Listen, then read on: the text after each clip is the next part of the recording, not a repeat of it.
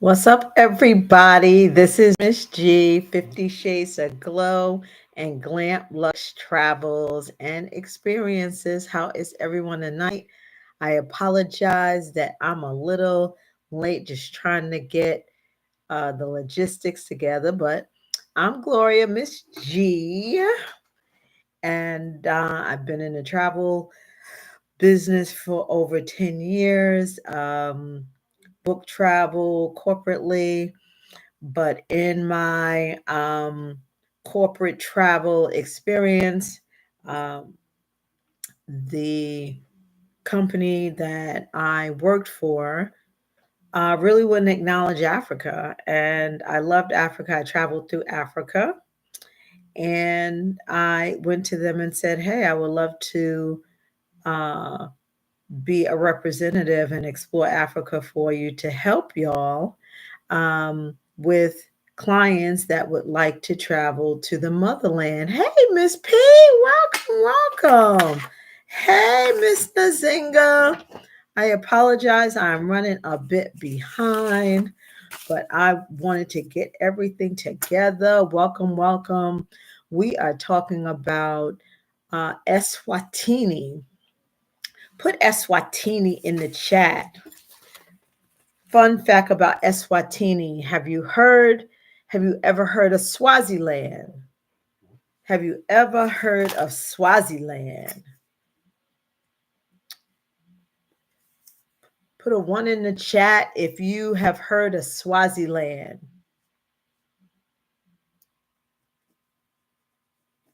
So, Swaziland, uh, Eswatina Eswatina is formerly known as Swaziland. Swaziland is connected to South Africa. That's how you would know it. During Swaziland was in the forefront a bit and talked about a lot um, back when it was apartheid in South Africa. Swaziland is a small landlocked country between South Africa and Mozambique.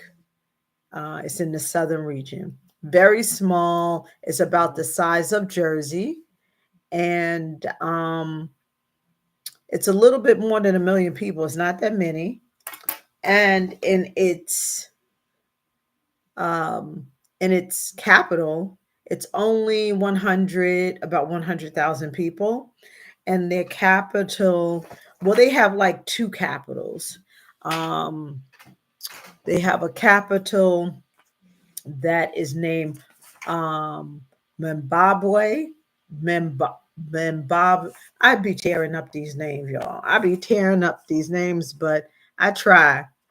But the main capital, and that's where a lot of things go on, the political everything. That's where the first family lives. That is in excuse me. That is in Lumbamba. That is in Lumbamba. So it's a very small country. And what's so interesting about this country is it is really the traditional, well, it's a mix, to be quite honest. It's a mix. So this is one of the only countries that's a monarchy. It has a king, and it's has a king, and it goes by, hey, Miss Courtney, still goes by the very traditional, stereotypical um, practices of what we've heard Africa was. So it's a monarchy where it's a king, and it's been, kings, queens. There was a queen. Her name was what was her name? The queen's name, I had it written down here. There was a queen, and the queens to uh, Eswatini, to that region, serves a big purpose. But the ironic part is the king that's in power now, he just married his 16th wife. So to say polygamy is a thing, it's a thing. It's a serious thing. And he's 56, his wife is 21. And this is his 16th wife. He is, uber rich. He has private jets and all of that. But, it's that typical, you know, it is the traditional, typical, and that's how that country operates. Yes. Oh, yes. Oh, yes. He just married his 16th wife. But, it's part of culture. So we may say, oh, my, but there is a ritual every year that um, that women, young girls, under 30, go and do this ritual dance, bare chested, in front of the king, and he chooses his next wife. So, I guess women are set, but, in a way, but you are part of now this, I don't want to say cult, but this is just their culture. So we may think that it's crazy, but these young girls sign up to, be his wife. So that's just a little fun fact about it. And it's, as I said, the geographical is between Mozambique and South Africa. It's a beautiful country, and it's beautiful as far as part of it being very untouched, even though it's small. Uh, you have a large part that is very untouched. If you are about nature, if you are about hiking and just really being in silence in nature, the atmosphere is just like to die for. And you can definitely tour that country. You would probably fly into, no, they have an airport there also, but you can also come in through South Africa and just, do a drive all the way through. Hey, Miss Denise, welcome. Welcome, all my peoples here.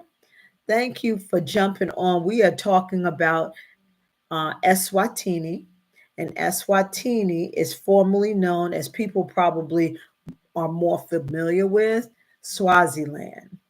And Swaziland was, you heard that name more back Mandela and during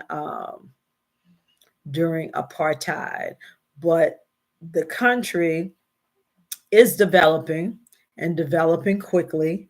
And even the countrysides have roads, going through the country. And the country's not that big. Like I said, the country is about the size of New Jersey. So it's not that big, but you have a part that is just, if you just want to get away from everything and just be part of nature, they they have it. It's beautiful. And then in the city, they are building, they are developing, and they are open arms to people that want to invest, move to Swaziland. So if someone was, thinking about a move, I'm not sure what the cost of living is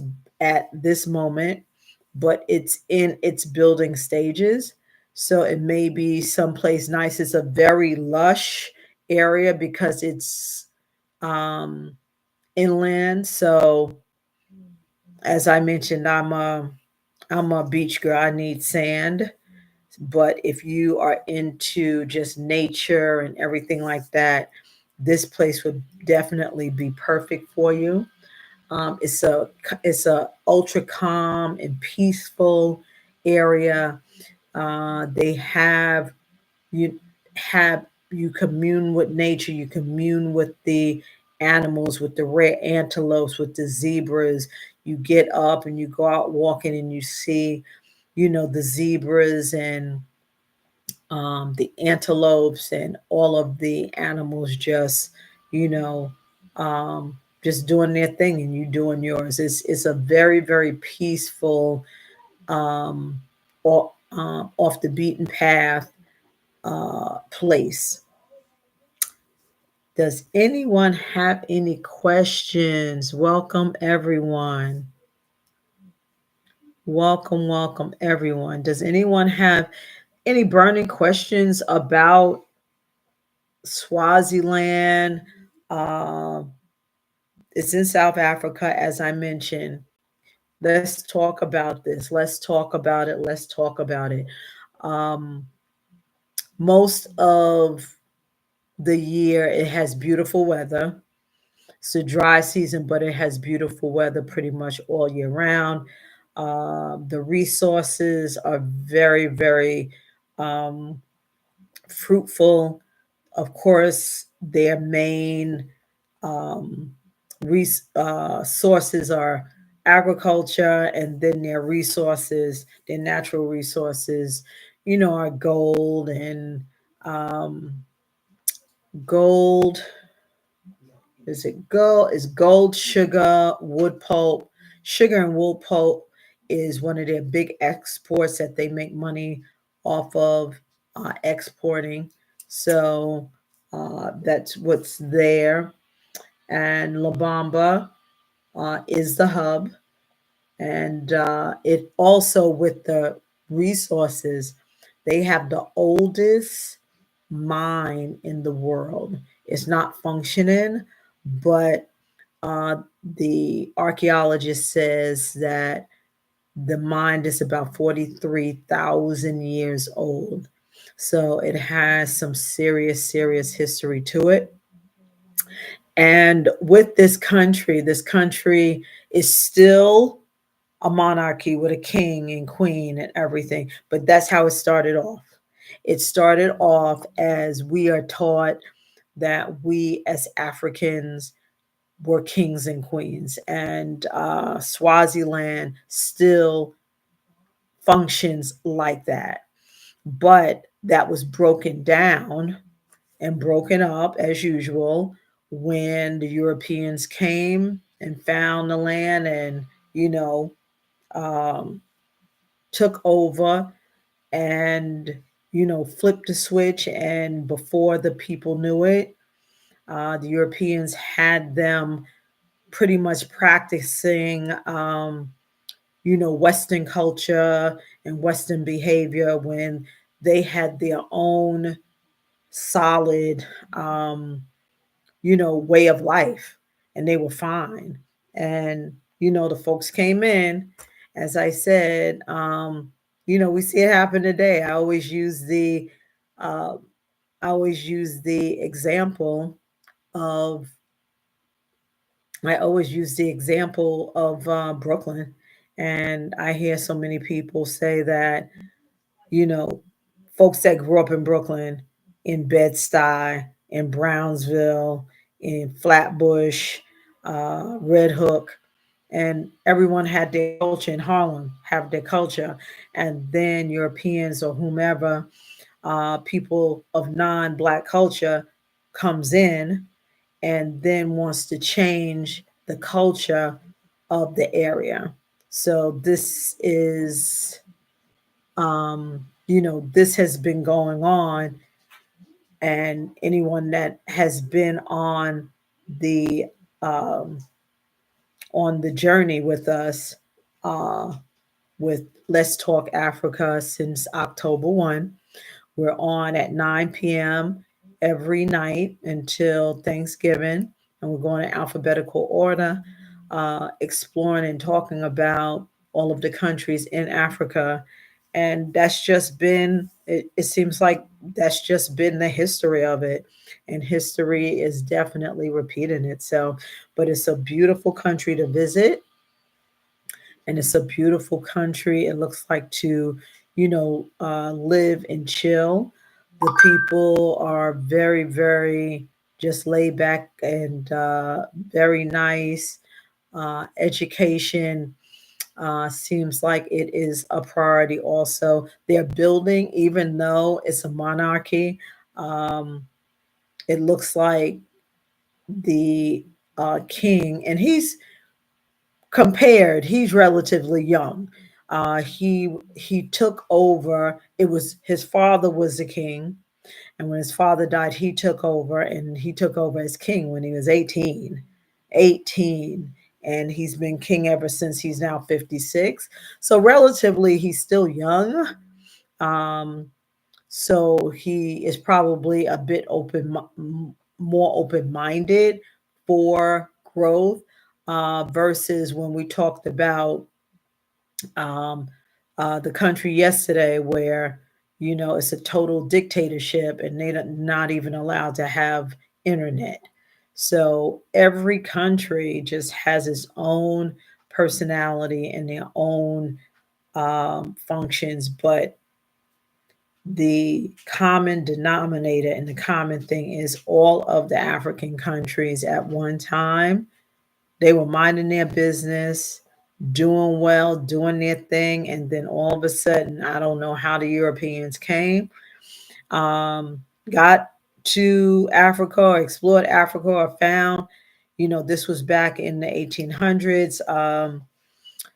Swaziland was infiltrated by the Europeans in 1902, in the early 19th century, and but they did eventually gain their independence in 1968. They were colonized by the British, and was under British rule. And the British came in and, told them, oh no, you ain't kings. You need to go by this way of life, the Western way of life.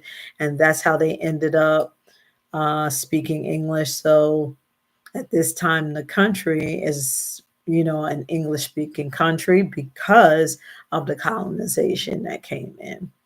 So, that's a little background, but they still have a lot of traditions. They do traditional dress. They do traditional worship. They do traditional dance.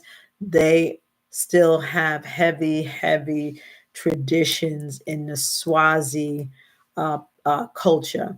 They also have a yearly, it's almost like festival, and it is called the Inkwala.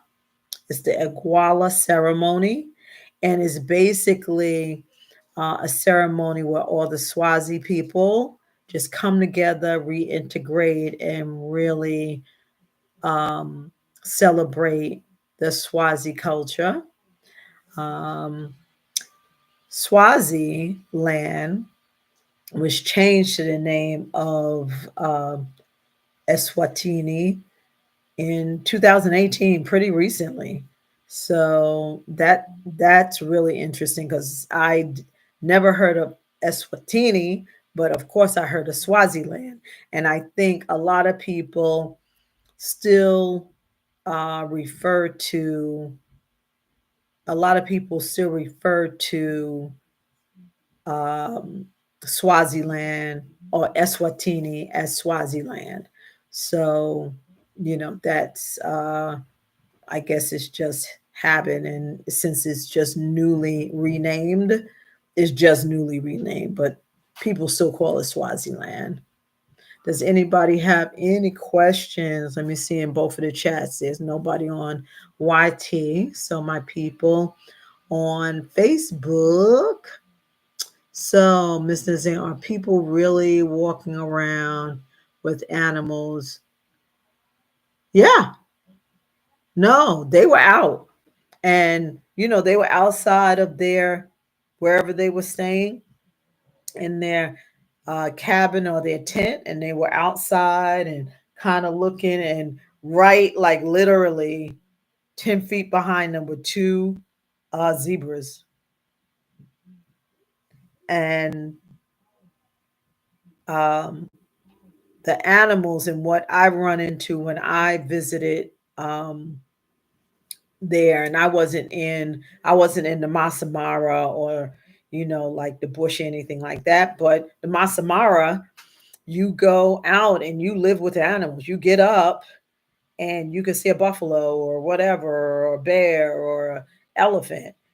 The As I mentioned before, the ecosystem there is in line. In the Western world, since the folks have manufactured what life is supposed to be, our ecosystem is thrown off. So it's no respect for the levels of, you know, where everything kind of lies. But what I ran into in Africa, I would be, walking down the street, or people just walking down the street in the town, and we'll see two 600-pound cows walking down the street, and it's cars and it's motorcycles and it's people, and the cows will walk across the street together. The goats, yes, if you see one goat, in about 2 minutes you're going to see about 20 more goats. They're walking down the street. So the animals and the people commune, but everyone knows their place. So it's not, the animals are not um, aggressive like you see here, or what we're shown. And I've experienced that personally. What are the requirements to visit?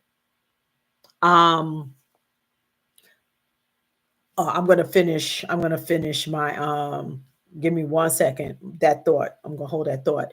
Um, the animals are not aggressive like what we see here.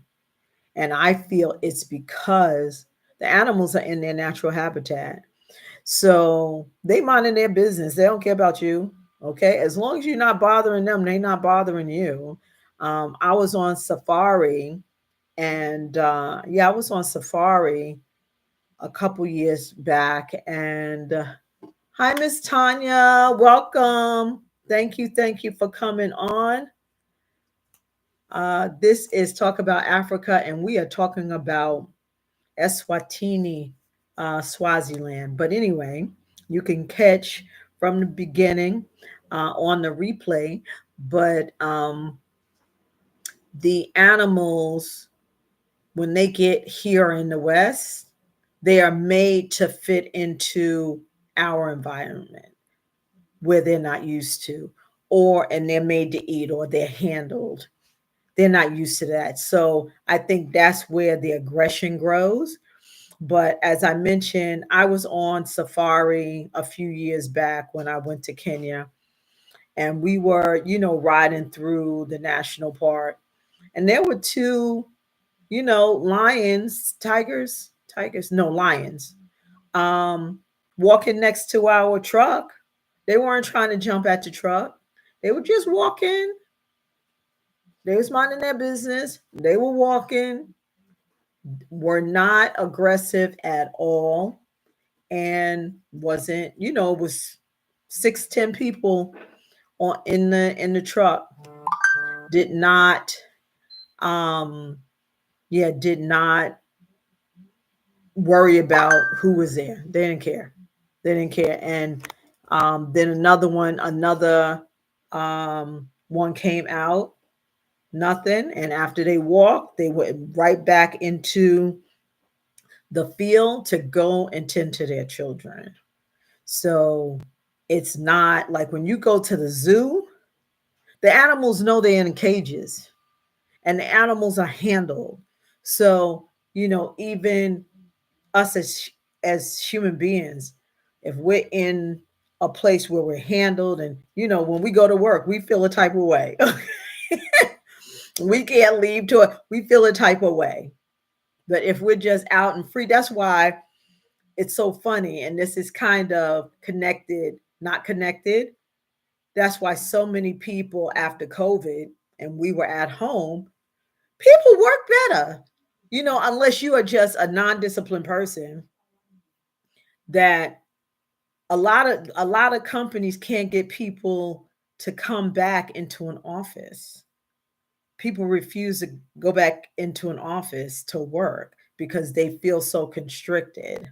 So, I work for American Express in their travel, and I loved working at home. I was very productive. I was relaxed. I was in my environment. So I functioned much better than if I had to go to, an office and deal with whatever's in the office, and you can't leave and you got to act like this or whatever. And you have all these restrictions.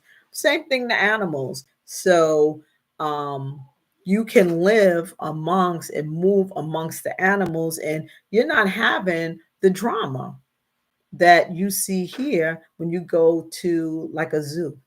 You don't. You don't. You don't. And I've walked down the street with cows and all of that. They not thinking about you. Like really, they're not thinking about you at all. Let me see. The requirements to visit as far as the visa. So with this country, since they Miss Courtney are open um, and really are inviting people to foreign investors in the country.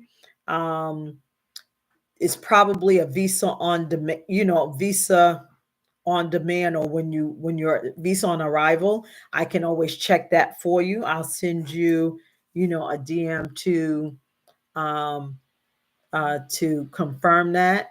But it's the visa restrictions, the visa requirements are not restricted, like the country that we had yesterday, or a couple of the countries. So this is an open. If you just want like a paradise type of place, but lush, is no beach. There's no beach, but it's lush. Hi, Monique. Welcome. Welcome. Welcome. We are here every evening uh, uh, for at 9 p.m. Let's talk about Africa. We are on the E's. Tomorrow's going to be Ethiopia. And I hope to get one of the VPs from Ethiopian Airlines to talk about Ethiopian Airlines. They are African owned airline, and they are growing. So I have a relationship with those with that group, and they want to expand and really get into the community. So I hope I can bring on one of those. But I assist people with their luxury travel to Africa. I worked for a corporate America company, excuse me, that was a large travel company, and I asked to be a representative uh, of Africa because I was traveling, and they told me that their metrics and their research said that no one's traveling to Africa, so that's why they're not. They don't really acknowledge Africa in their travel. I'm like, okay, so that just prompted me to say, okay, I'm good at what I do, and I have a ton of experience. I've traveled, so I'll take the market share if they feel that that typical that we're not important enough, but we were important enough for all of them to colonize the continent back in the 1800s. It was important enough to go to, but now they still want to colonize it in a way. They no, not in a way. They still want to colonize it. Um, but today is 2024, so um, they because they're there. I see more other people in the continent than people that are not African but are brown. I'm usually the only black person at a resort. I'm usually the only black person on the beach, uh, other than the people that live there. So they say, "Oh no, oh my God, Africa's so damn, oh my God," but they're all up in there. Like, don't sleep, don't sleep. They're trying to fearmonger us so they can grab it up.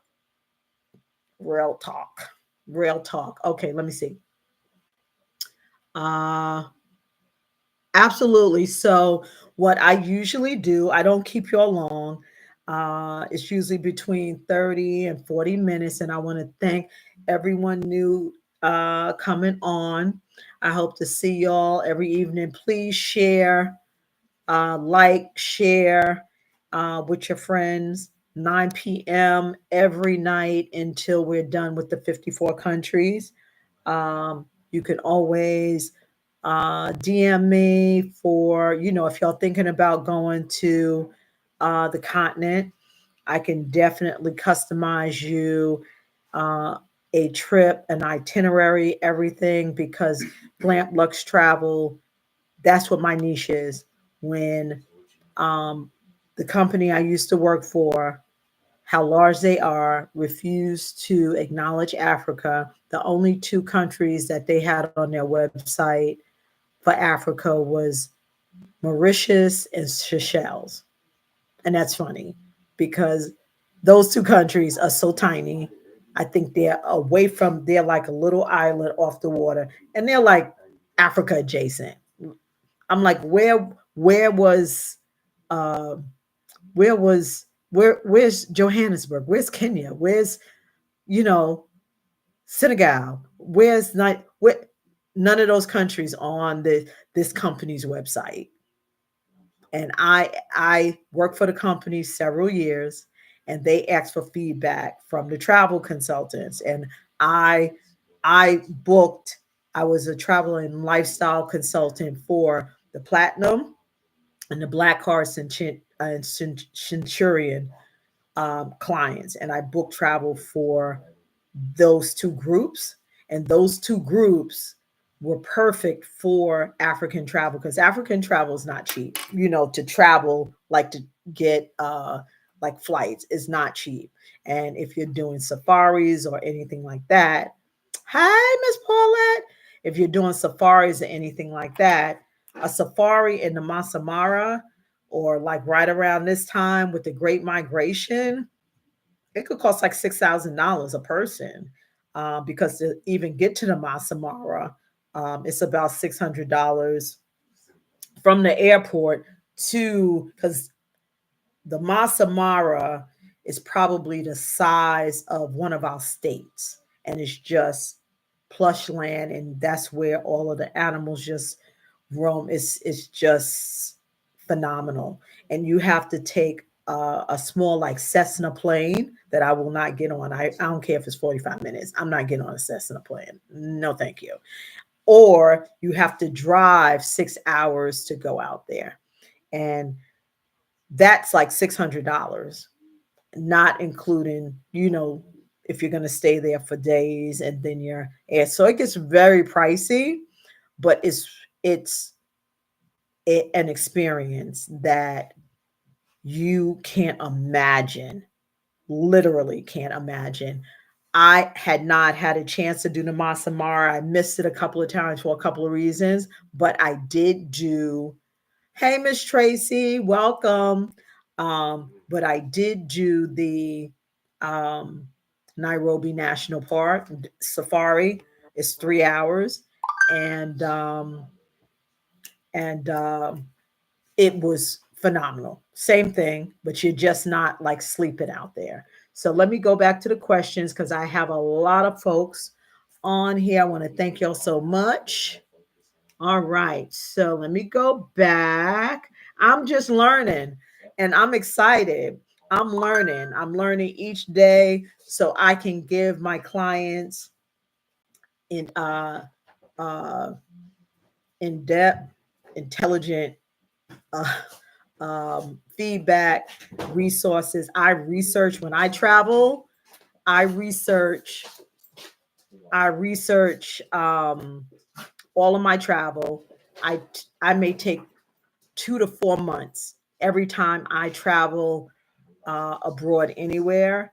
I I I research and research and research. So I don't say what I think, I say what I know because that always catches you. And anybody that knows me, uh, I don't like to talk fluff because I don't like being embarrassed. So let me go to the questions really quickly. So we talked about the visa. Since you'll probably be going into South Africa, the visa requirements are not restrictive like some of the other countries we that we talked about. And as a people, yeah, the animals are not aggressive. We make them aggressive when they bring them over here and take them out of their natural habitat.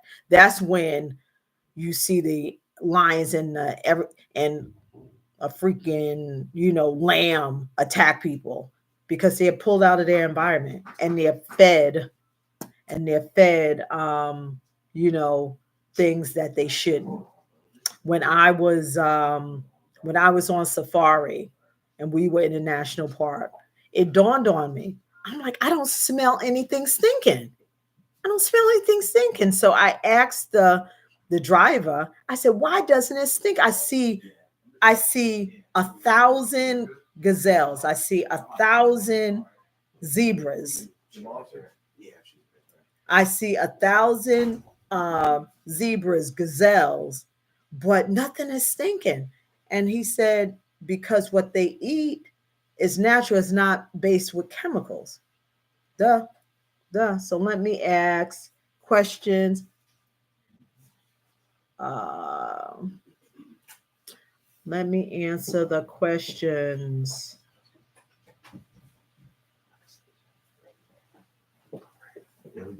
Okay. So let me see what the requirements are. The visas. I'm just scrolling through. I apologize. And then it kind of like bounces back. All right. I thought I saw another. And Miss Tanya, you asked, you would love the link. You would love the link to know more uh about Swaziland.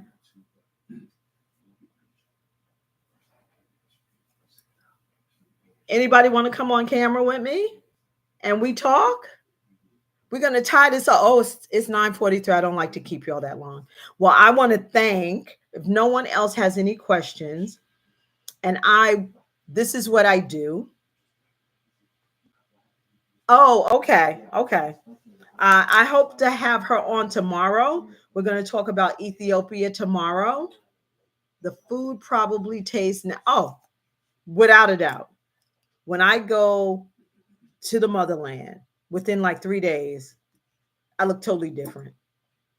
I have a glow. I look dry now. Let me go over to Africa. The food, everything is natural. Nothing is organic because everything is organic. It's a whole different vibe. And anyone that wants to talk with me offline, if you're any, put a one in the chat before we get off. Uh, Everyone that's thinking about traveling to the continent in the next, in like 2025, 2026, have teach. So Yeah, no worries.